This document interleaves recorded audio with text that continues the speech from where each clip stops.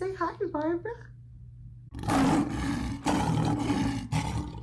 I'm Matthew Ryan, and today is part 2 of my Real Housewives interior design analysis video. This video is going to be a little bit shorter. I did get some of your guys' feedback that the first video was a bit of a feature-length film and we'd like something a little more compact. I hear you. So in the sake of brevity, I will only be focusing on 3 wives for this video, but do not take that as a sign that I have run out of Real Housewives interiors to discuss. As I was scripting this video, the absolute hardest thing was narrowing it down to just 3. And I will say, these 3 are not the 3 I thought I was going to discuss when I intended to make a part 2. In part, these are some of the ones I saw fans requesting. Fans of Real Housewives, not of me. I mean, who are you, really? Who's Adrian Malouf in this world? And part of it was, I put off some of the heavy hitters of the Housewives, our OGs, our mainstays, because I sort of wanted to pitch to you all my new concept for a subcategory of this Real Housewives interior design analysis. And I'm thinking of calling it the evolution of, insert housewife here, and think of it as me exploring a housewife who we've seen live in multiple homes over the course of a franchise and sort of discussing how her style has evolved. So think Kyle Richards in her first home, to her Beverly Hills home, to her now Encino home. Maybe we could focus on her Aspen home. I mean, we have to focus on the Palm Springs home she stole from Kim Richards. Everything you've done for me? Yeah, everything I've done for you. You stole my goddamn house! And then the one she bought with that money that she stole from Kim Richards. Obviously, we weren't in escrow if we said that. You're lying! No, I'm not lying! Kim, you're lying. I am not. You. I mean, there's a lot to discuss there. I think like Bethany Frankel going from her like IKEA studio apartment in the first season of New York to like multiple Hamptons homes, some on the highway. And I would not buy on the highway. So I think there's a lot to discuss there. I really, really wanted Heather Dubrow to be in this video, but I thought, ooh, Heather Dubrow would be a good topic for an evolution of, because we have her first home that we saw. She goes and defiles my cake? And then Chateau Dubrow, but then we now see this Beverly Hills home that she's remodeling that she literally, at the time that I was scripting this, just like listed, and I'm like, what? So now she's selling that? So there's like a ton to discuss there. So let me know if you'd like to see this evolution of series and any wives you'd like to see me discuss in particular. I would love to work on that series. I would really love your feedback down below. Who do you think we should delve into first? Also, there are so many wives that I would love to discuss for just a regular part 3 of this installment, not my new evolution series I'm gonna be working on. So please drop any names. I feel like I need to do a deep dive on the OG of the OC.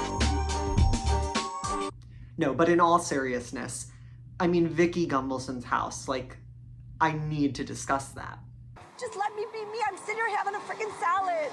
Why is everybody always questioning me?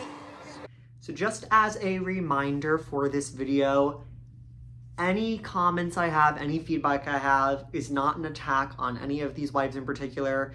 The way I watch Housewives is that I think of all of these people as like flawed human beings who bring me entertainment, and for that I love. So no opinion I give on anyone is like some sort of slight to their character in any way. These are all women of privilege who are lucky enough to be in a position to design their homes as they see fit.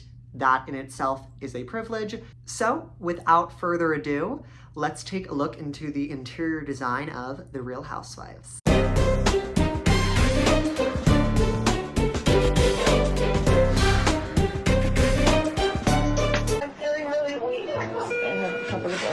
Chew them really well. First up, let's discuss Yolanda Hadid.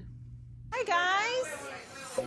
I do have a lot of compliments to give to this house, but I was surprised by how many things I didn't like. I remembered really responding positively to this home when I watched it on the show, But I guess there are just some spaces that you really don't get a great idea of until you're analyzing them in this way.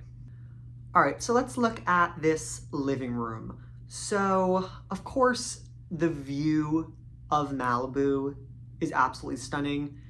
So to act like the interaction with the outside world and the appearance of your view is not interior design would be disingenuous, but I don't want to just gush over this house because of how beautiful her waterfront property is. It's stunning, but there are design choices I think would be smarter to look at. So I'll say this now as sort of a blanket statement for pretty much every room in this house because I don't want it to be overlooked. It's the main design decision that's done throughout this home, and it's probably the strongest one, is to make sure that the view is centered in every design, that it is an integral part of every vision.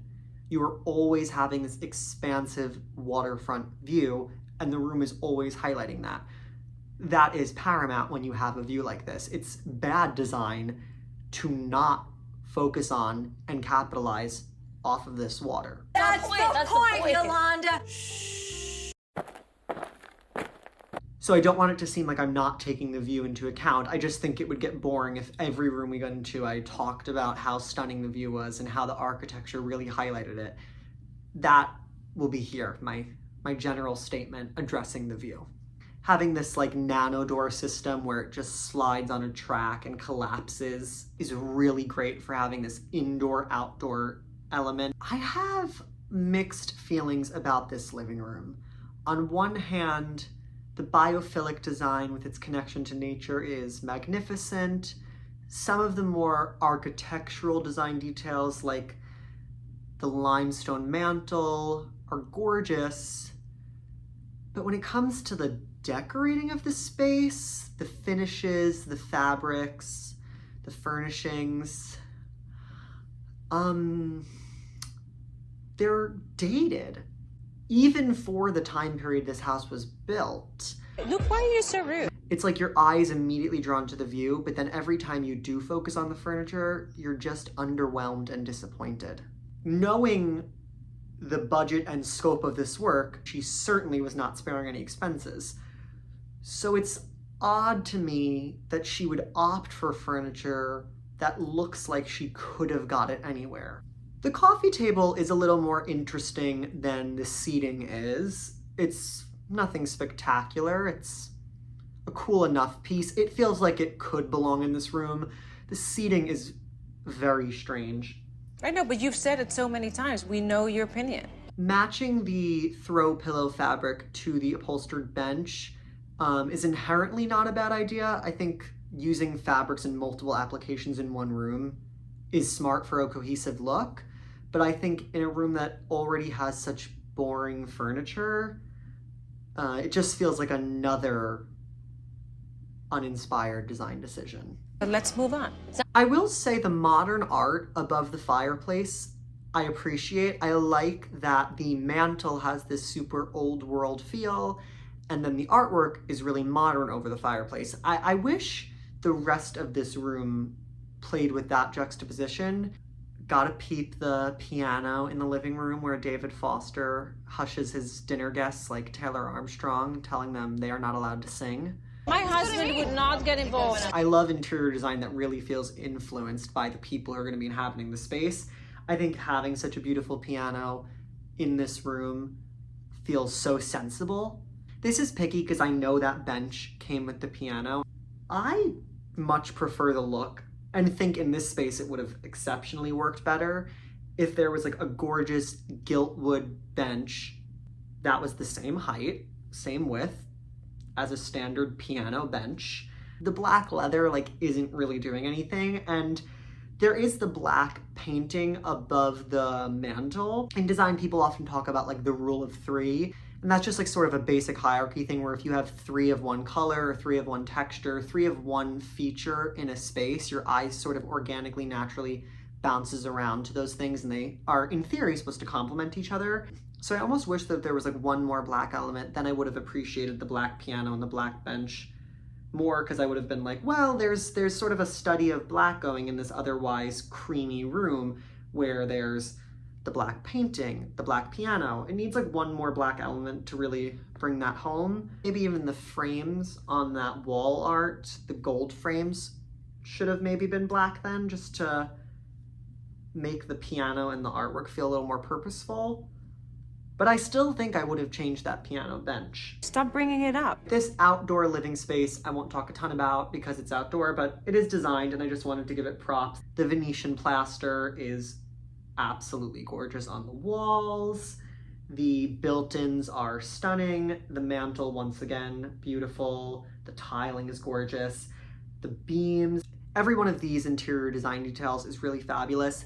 It's the furnishings that once again disappoint me. This wicker outdoor seating area doesn't pair well with the coffee table, and the coffee table works really well in this space, but the chairs, tonally, their color really clashes with the warm coffee table. They sort of have this grayish, cool undertone.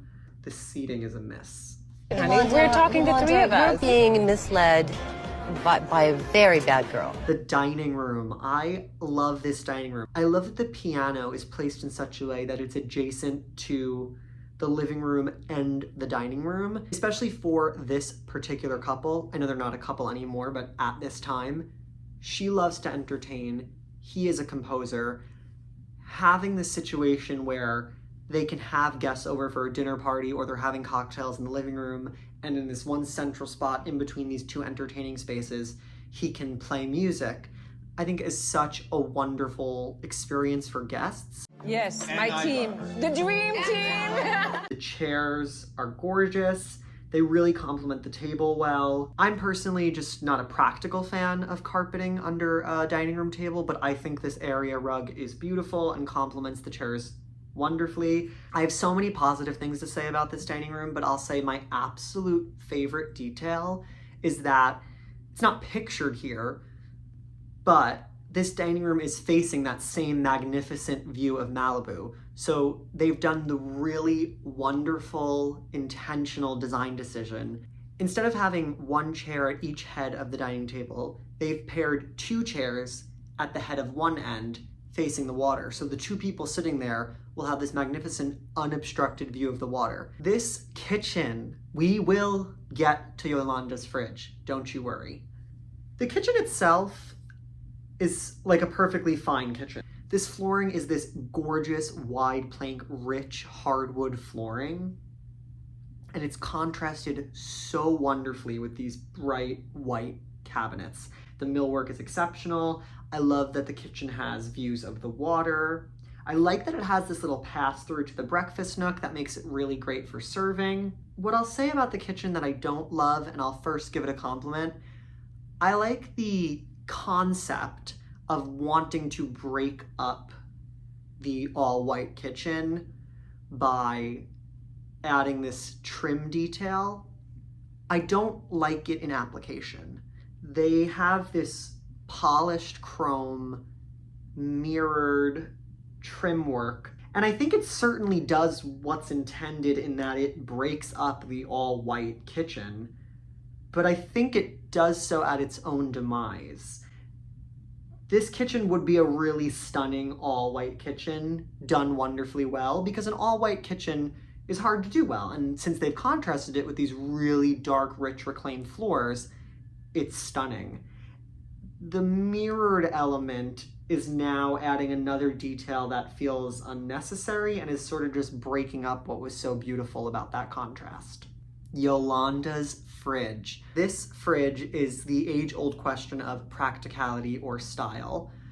In good interior design, you would hope that you have this perfect amalgamation of both of the two. This fridge certainly favors style to practicality. The good news being, in a home of this size, in a kitchen of this size, you're not gonna just have one fridge. And I know for a fact, Yolanda did not just have one fridge. This is the focal showpiece of the room. This is not where she's keeping her milk. So from a design standpoint, is it perhaps wasted space? It's not taking up that much space. It's about 2 feet deep and maybe 3 to 4 feet wide. she certainly can afford that space in this kitchen. So I think it's a wonderful design feature. It's absolutely stunning. The Carrara marble on the inside, the glass doors. It's gorgeous. It's so expertly done. Wasteful, yes. Gorgeous, absolutely. David's office. It's funny because I know that like in the basement he has like a recording studio, which I would think he probably uses as like more of his office. I don't think he does like traditional office work. I think this was probably put into the home for resale. When you're building a home of this size, it's the kind of ticket item you need to check off. The home needs a study.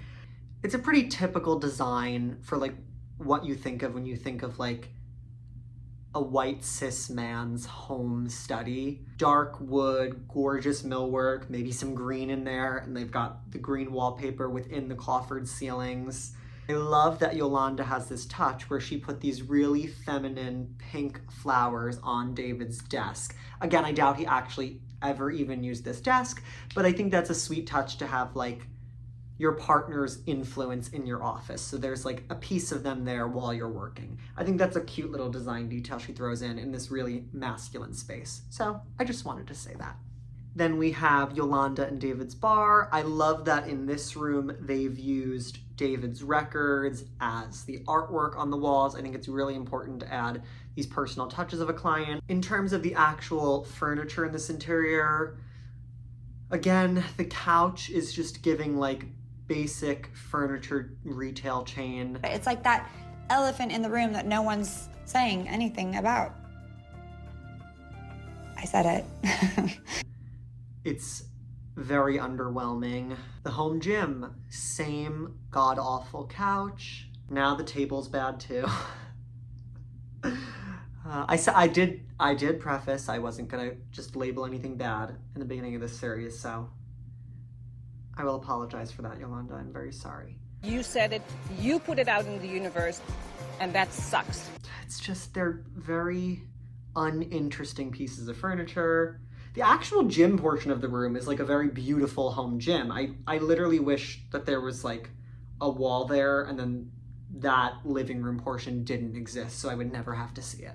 The spa and sauna, fabulous. The curved door feature of the spa room is so genius. To be getting a massage in this like curved, round architectural room is such an amazing experience. I think this is such a successful use of the space they have in this basement. In a home of this size for resale, there's going to be separate his and hers bathrooms. Yolanda's bathroom is perfectly beautiful. It's sort of a repetition of that kitchen because it's got that same dark flooring stain and then the really bright white millwork. I think it works better here because you don't have that chrome detail challenging it. I think Yolanda's closet is my favorite Real Housewife closet of all time. It is gorgeous. In lieu of a built-in island for storage, there's this built-in bench. You're gonna want a bench to put on and take off your shoes when you're getting dressed in the closet. I think the way that she has so many open shelving and glass cabinet doors to see everything she has, because she keeps everything so orderly and neat, is so wonderful because it's both practical and stylish. David's bathroom, I like that this is the more masculine bathroom. It's the his bathroom. I think having the closet adjacency, like not even adjacent, in the bathroom, on one hand I'm like, well, it's very accessible because how many times are you in the bathroom and running back and forth from bathroom to closet while you're getting ready, fixing hair? So I like that.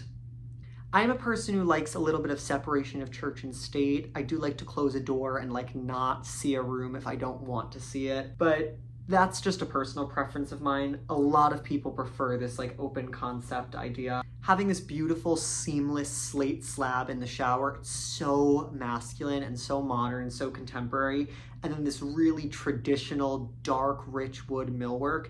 It's an incredibly masculine room, but it's very balanced. The white in the ceiling and the crown molding really helps to break it up. Having that mirror in the shower is a really good design feature. I like that. I think this is a really successful design. I think bathrooms, A+ for the Foster Hadid family.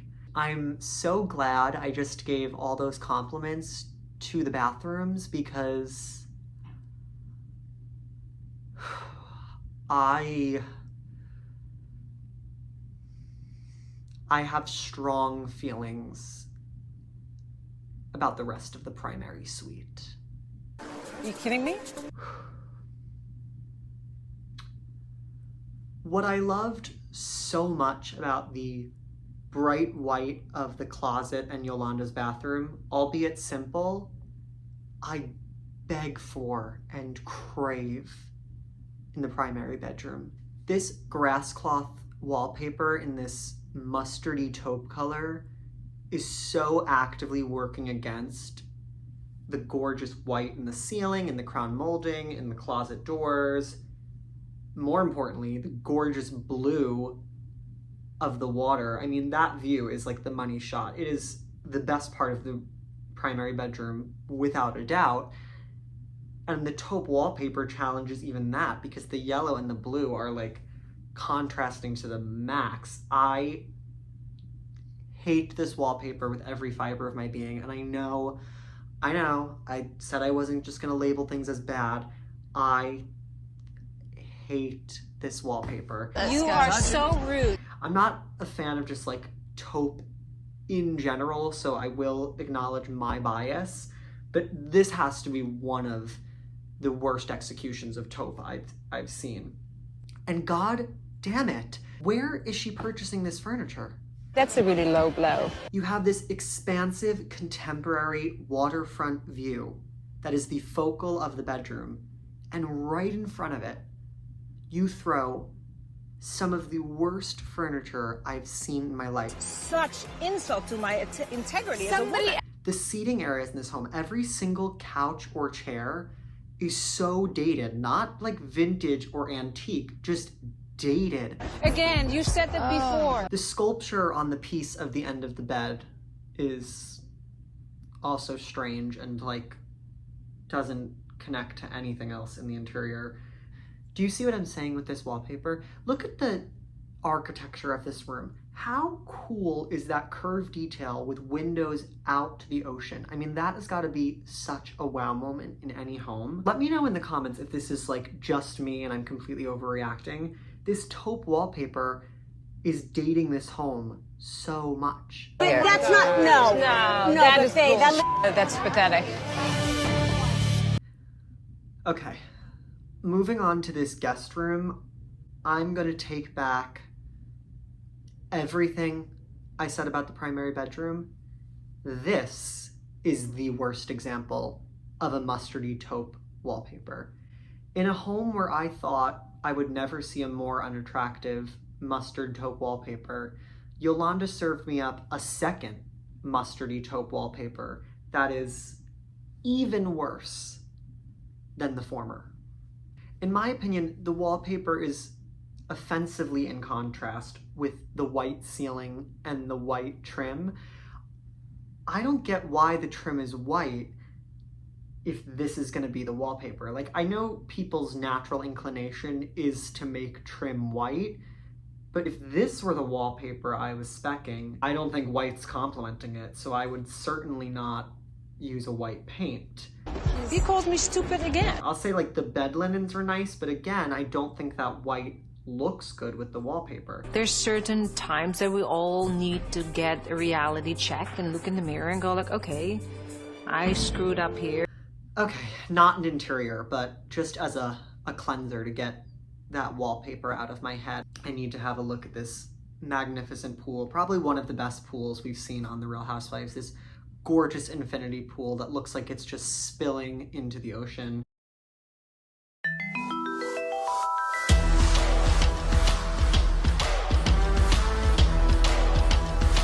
I don't care if you were the biggest heroin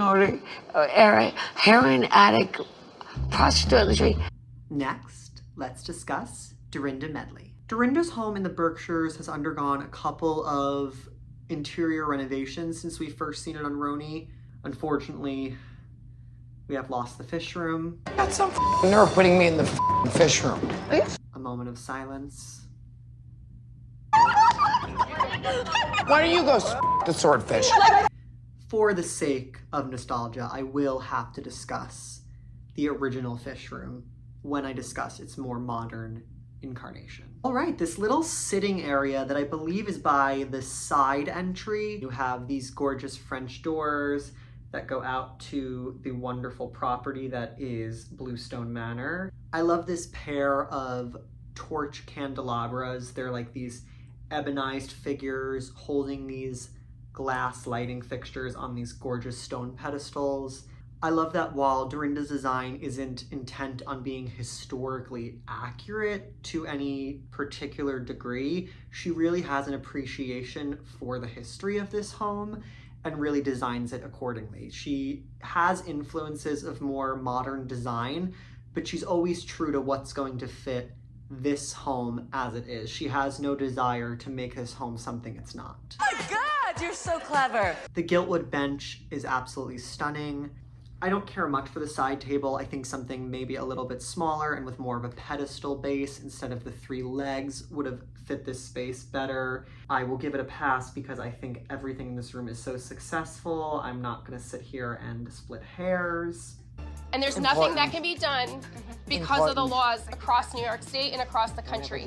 And so the kitchen works so well. I love that we have this 2-tone detail with this stained wood and then white in various applications. We have the white in the subway tile, the white in the gorgeous marble on the countertops, and on the face of one of those cabinets next to the oven.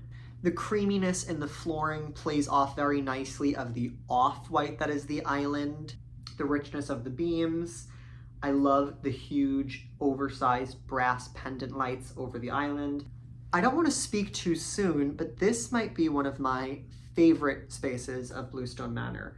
This breakfast nook that doesn't get a ton of action on Roni. I love that the subway tile is carried over from the kitchen into the built-in seating section of the breakfast nook. I love the dining table. It's so charming in this country home and works really perfect in that way.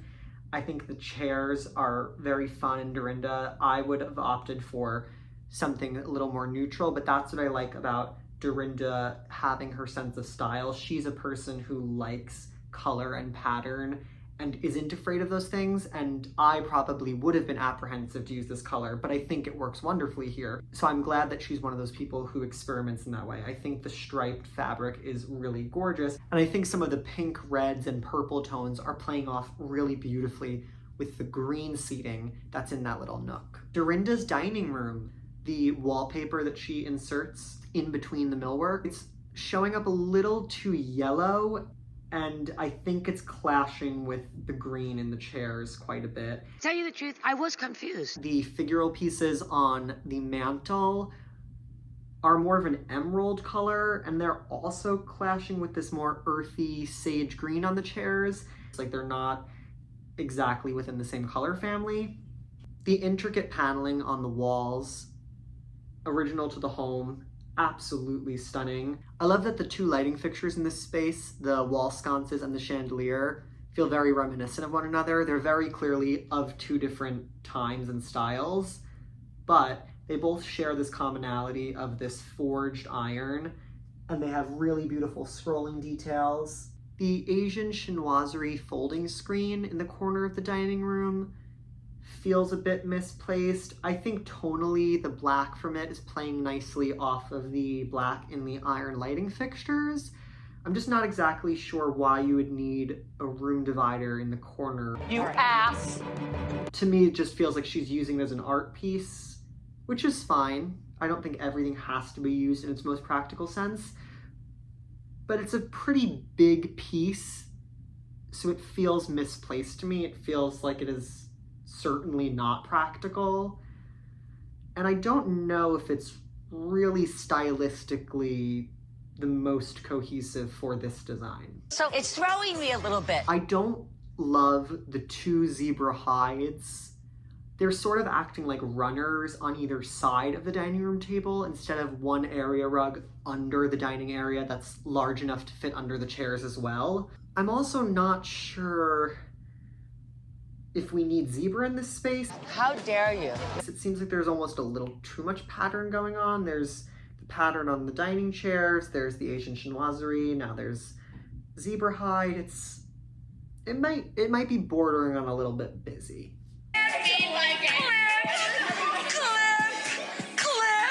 You fool! This blue sitting room, I think Dorinda calls it the peacock room. The way that they've achieved this glossy blue finish on the walls is absolutely beautiful. It's very high gloss, but I love that it's contrasted with this gorgeous antique fireplace that has all this smoke residue on it. It's this perfect juxtaposition of high gloss meets high patina, and I think it's done really expertly. I think the inclusion of these pink giltwood stools, they're probably one of my favorite pieces in this room, and the additional seating they provide is wonderful. These blue fringe couches are magnificent. I really love the distressed mirror on the wall. I know that it's not practical if you can't see yourself in it, but I think it works as a great artwork piece. I like how there's a layering of height elements. I like how on the piano there's this one shorter display piece and then a really large vase with even larger branches in it. Overall, a texturally rich and colorfully rich sitting room. It's absolutely wonderful. So here in the main living room, Dorinda once again is not afraid of color. I prefer the colors of the other sitting room, the peacock room, but that's just because I'm so preferential to blue and pink, and then throw some gold giltwood in there. I'm sold. Yeah, good. That's cute. It works in the same realm of this high saturated jewel box, deep emerald tones, deep purples, deep blues. It's very rich. She even carries it into the ceiling by having muted, more pastel tones of these same colors in the form of wallpaper within the coffered ceiling, and I think that is so smart. It's like the ceiling is subtly reflecting back down onto you what the furniture is doing so loudly, and I think that's such a great anchoring piece within the room. All right, the stairwell. I didn't think I was such a zebra hater, but I do not like zebra print on this chair. I know it's the best part about that. This almost chartreuse color on the walls. I'm not personally a fan of it. I just think that there's maybe a little too much color going on. What I love about Dorinda taking the risk of color in the breakfast nook, and what I loved about her application of color in the living rooms, I don't love here. Here it feels a little unrestrained. It feels a little too colorful in a way that's not the most elevated design. You're mean. No, you're mean. You came You're at me. mean, bitch.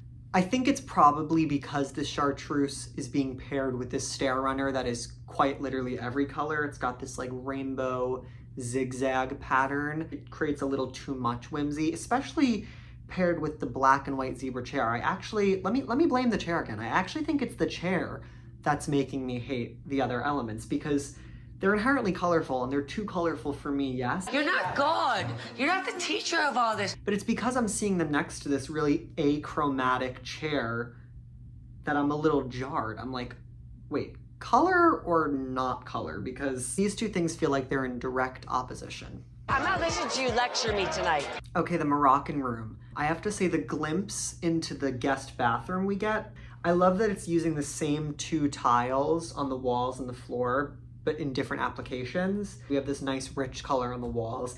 I don't hate all mustardy colors. I just hate Yolanda Hadid's wallpaper.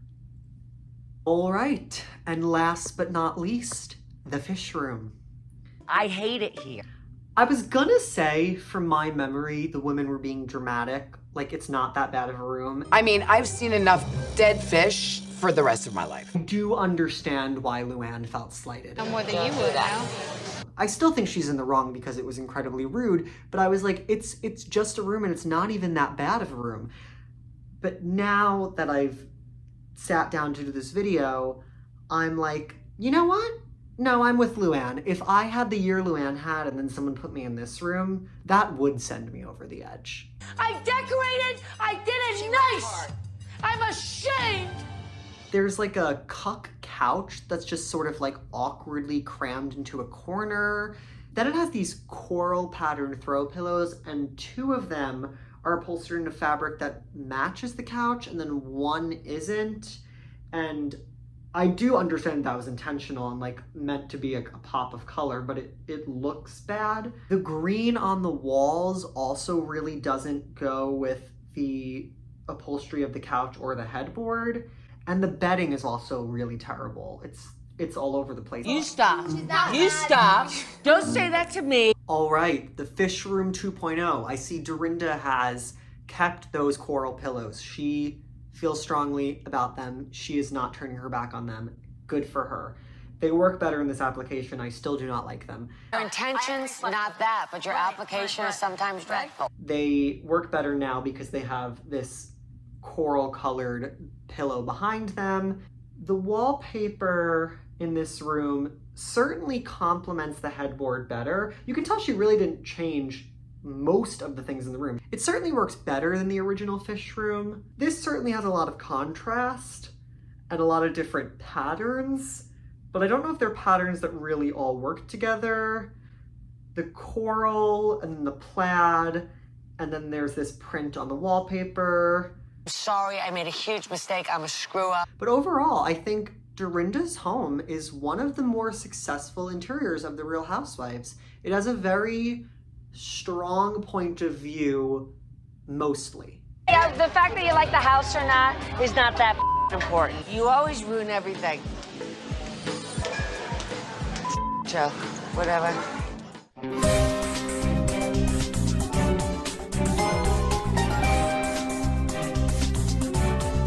Your husband's in the pool.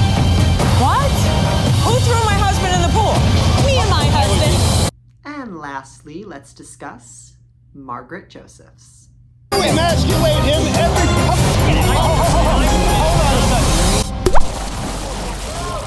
Now, if Yolanda Hadid made me think I had never hated a wallpaper more, Margaret Josephs is certainly giving her a run for her money. Wow, wow. The entry. I talked a lot about that taupe wallpaper being the worst I'd ever seen, and I think Margaret heard that and raised Yolanda some sort of crazy print. Looks like a monkey's asshole. It clashes with literally every other design choice. I also think the wallpaper is really, really challenging the very strange railing design of this staircase. The spindles have this very strange pattern in them that almost feels reminiscent of like the stake post of a stop sign, which funnily enough is the exact signage I would have liked to have given Margaret before she purchased that wallpaper.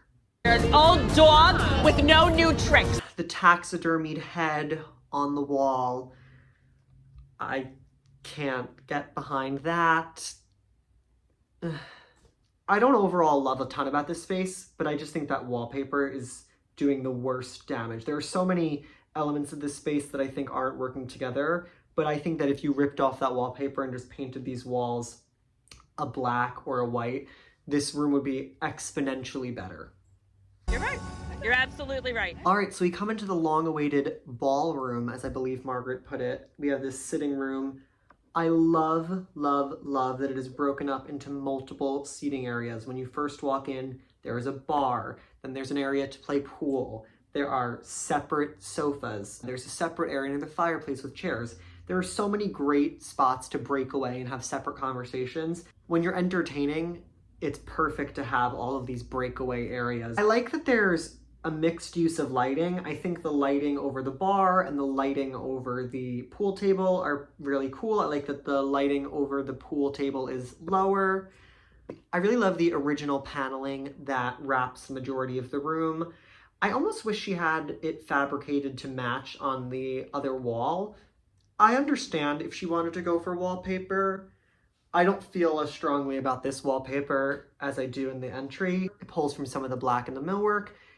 It works more or less. So in the interest of not further bashing wallpaper, I'll stop. None of us see what you see. We have then the large sofa where Dolores, of course, has some choice words for Margaret. I never, you lying. I really love this bold two-tone upholstery on the sofa. We have this really deep, rich green color, and then we have this beautiful teal turquoise that has, I believe, like a tiger print on it. I almost wish that she pulled from that blue print and put something more like that on the wall. I know Gucci makes some wallpapers that feel very reminiscent of this fabric, and I think that probably would have better suited this room because it feels more in line with Margaret's style. Some people might think this is cheesy, and truth be told, I wouldn't do it in my own home. But I do love this for Margaret, that she had her upholsterer take the two fabrics from the sofa and make a dog bed. I'll keep this brief because I don't have very many positive things to say about this dining room. I think there are so many elements going on, none of which work together. The zebra rug to me is so in contrast with the glossy, rough edge wood table. Then you have these two wingback upholstered black chairs. And then for some reason you have these acrylic ghost chairs. Absolutely crazy. I really like nothing about this room, and I don't want to just be insulting. No, I'm not gonna cry. Okay, what happened?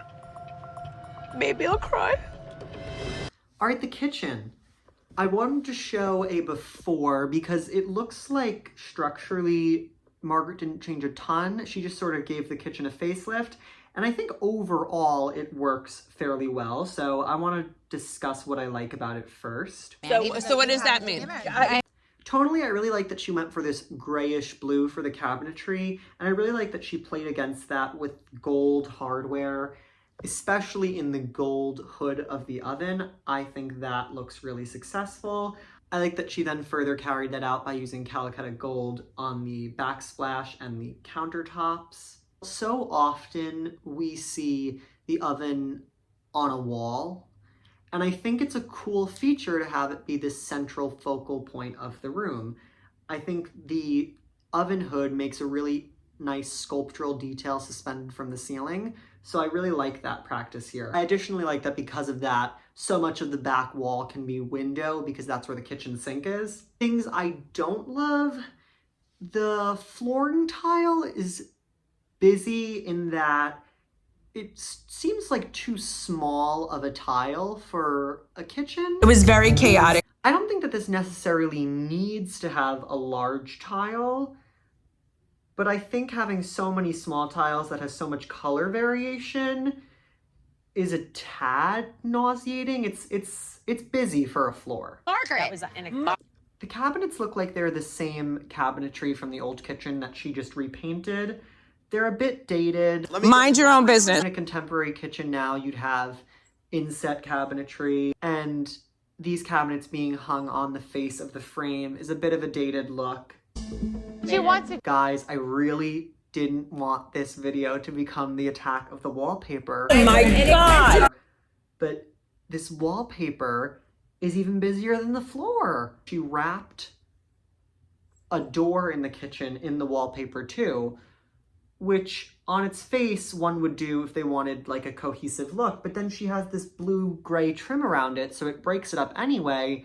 And also the wallpaper is hideous, and I would have loved a door there to just break up some of that wallpaper and have to see less of it. What is that? The breakfast nook is actually a fine area, except for the wallpaper. I actually like every other detail. I don't even mind the flooring here. I think the breakfast nook works really successfully. I think the wallpaper is really just a little too busy for a dining room. Like I wouldn't want to eat here. Do you believe? Margaret's office. Love the pink of the trim around the windows. It's very pink, it's very Barbie, but Margaret loves that, so I love this for her. I like that she's not a woman who feels like she has to diminish her femininity to be a successful businesswoman. She's perfectly confident in her femininity, and I love that for her. So I love that this office is a reflection of that. I think there's maybe a bit too many pinks and corals. It could be a bit gaudy. I think that the element that's contributing to that most, I'm just no longer going to discuss. He said you kind of... So that brings us to the end of our interior design analysis. I learned today that I hate wallpaper, which I didn't know that about myself, but there's sort of no avoiding it. I mean, this video is proof of that. It's hard to argue with. Hit a nerve? Thank you so much for watching today's video. I had so much fun making a second installment to my Real Housewives video. I look forward to making a part 3, and I really look forward to exploring that new concept of an evolution of Real Housewives interior design video. This is probably the last video that's gonna have this gray background because I am moving out of my in-laws next week. Unfortunately, we will not be moving into our home yet because it is still being renovated. We're going to be staying at a hotel for a little bit in the meantime. I did share some renovation progress in my last video, so please feel free to go watch that. I really look forward to sharing our home with you all. So I'll keep you guys posted on any renovation updates as they come. So as always, we want to say thank you for watching. Please like, comment, and subscribe, and we'll see you in the next video. Say bye-bye, Barbara.